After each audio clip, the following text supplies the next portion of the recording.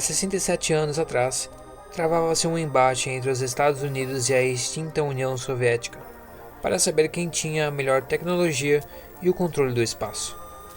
Sejam bem-vindos ao canal, e nesse vídeo vamos abordar em uma breve passagem um pouco da corrida espacial e terminar a nossa jornada no trunfo perdido da União Soviética, que hoje se encontra abandonado. Normalmente, quando falamos em programa espacial dos Estados Unidos, nós, na maioria das vezes, lembramos da conquista mais marcante, que foi a ida do homem à Lua. Mas alguns anos antes desse feito, já estava sendo travada uma batalha entre a Rússia, que na época era a extinta União Soviética, e os Estados Unidos. Os dois países disputavam a supremacia do espaço, que teve suas origens na corrida armamentista nuclear, logo após a Segunda Guerra Mundial.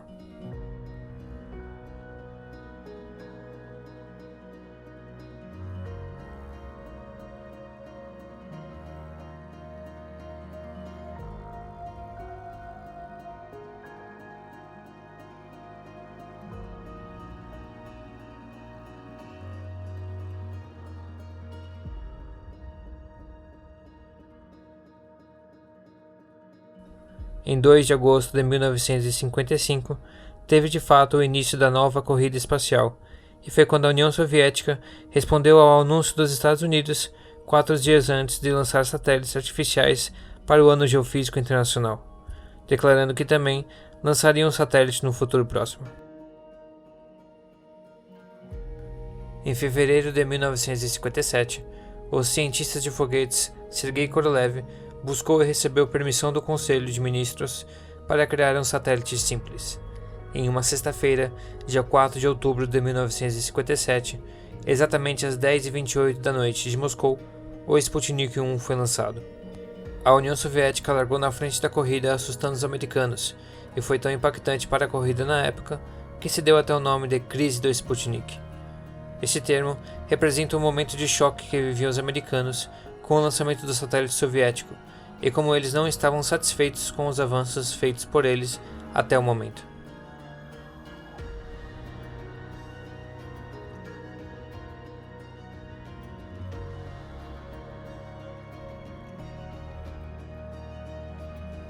Após a ser largado na dianteira, os russos enviaram o primeiro animal ao espaço.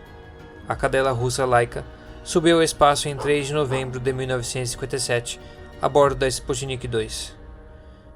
Acredito que muitos de nós temos estudado sobre esse feito russo, mas o que se é pouco falado é que Laika infelizmente acabou morrendo poucas horas após o início da viagem, muito devido ao estresse e ao sobreaquecimento.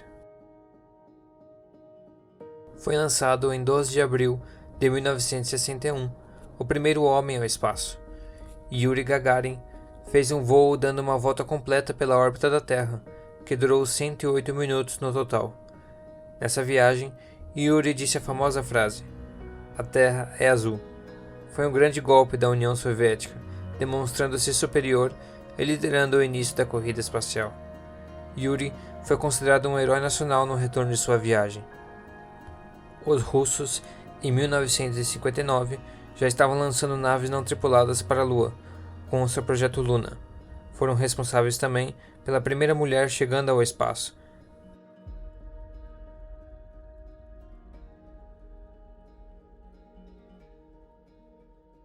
Em 1961, o presidente americano John F. Kennedy fez um discurso famoso que estabelecia uma meta de levar um homem à Lua e devolvê-lo em segurança.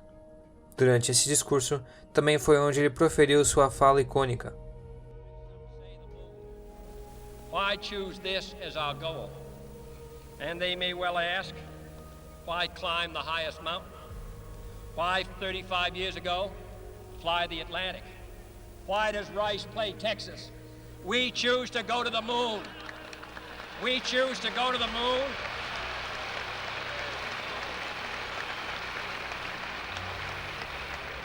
We choose to go to the moon in this decade and do the other things, not because they are easy, but because they are hard.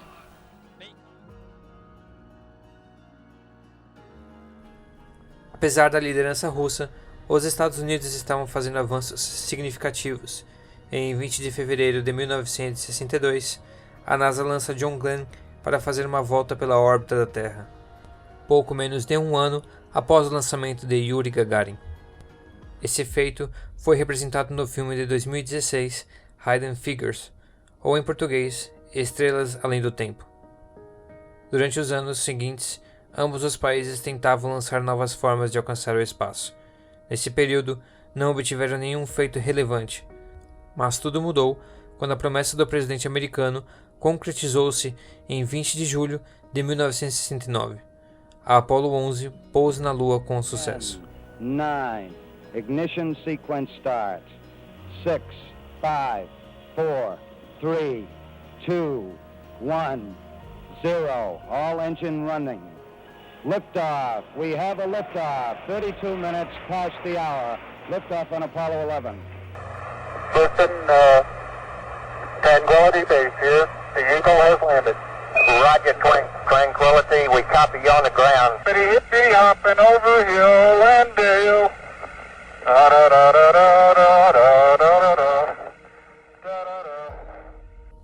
Na época, Neil Armstrong, que era um dos astronautas escolhidos para a missão, ficou muito conhecido pela sua frase: That's one small step for man, one giant leap for mankind. A missão da Lua foi um grande feito dos americanos. A União Soviética não havia concretizado até o momento nenhum plano semelhante. Após essa conquista, em 26 de julho de 1972, começa a era dos ônibus espaciais. Nessa data, o Enterprise começou a ser desenvolvido, sendo o primeiro ônibus espacial a ser construído. Uma curiosidade é que o nome desse veículo foi dado em homenagem à nave espacial do seriado de TV Jornada nas Estrelas. Seu primeiro teste foi feito em 1977, onde o veículo foi acoplado a um Boeing 747 e liberado a uma certa altitude para planar até aterrissar. O Enterprise não tinha motores para fazê-lo decolar do chão, não tinha sistemas de controle de voo, nem sistemas de proteção térmica. Contudo, a missão de testes durou 2 minutos e 34 segundos no total. Infelizmente, após alguns testes, a NASA, em 1978, decidiu manter o Enterprise apenas como veículo de testes.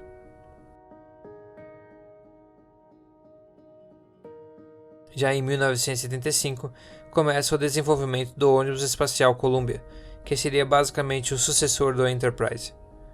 Lançado pela primeira vez em 1981, o ônibus espacial era uma máquina complexa e avançada tecnologicamente para a época.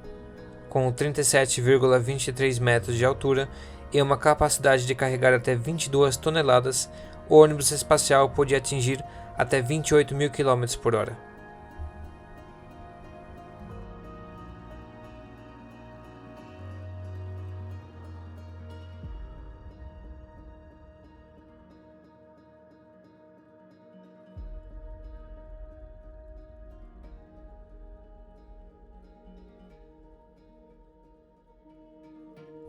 Após a missão da Lua, a União Soviética parecia ter sido ofuscada pelas conquistas dos americanos. Mas em meio ao desenvolvimento dos ônibus da NASA, os engenheiros russos da empresa Energia estavam secretamente trabalhando em um projeto para alavancar novamente os soviéticos e colocá-los à frente tecnologicamente. O projeto Buran era uma série de ônibus espaciais que visava dar um salto em tecnologia, aprimorando tudo o que se havia visto nos ônibus da NASA. O Buran teve início em 1975, 3 anos após o Enterprise e 1 ano antes do Columbia, mas teve sua primeira montagem apenas em 15 de novembro de 1987. Durante esse período, a NASA já havia finalizado e realizado missões com os ônibus espaciais Columbia, Challenger e Discovery. Infelizmente, em 28 de janeiro de 1986, durante uma missão, o ônibus espacial Challenger, após 73 segundos de sua decolagem, explodiu, matando 7 astronautas que tripulavam a nave. Na época, essa notícia teve repercussão mundial, com todos se solidarizando pelos astronautas. T-minus 15 seconds. T-minus 10, 9, 8, 7, 6, We have main engine start. 4, 3, 2, 1, and liftoff. Liftoff of the 25th Space Shuttle mission, and it has cleared the tower. Roger, roll, Challenger. Good roll program confirmed. Challenger now heading down range.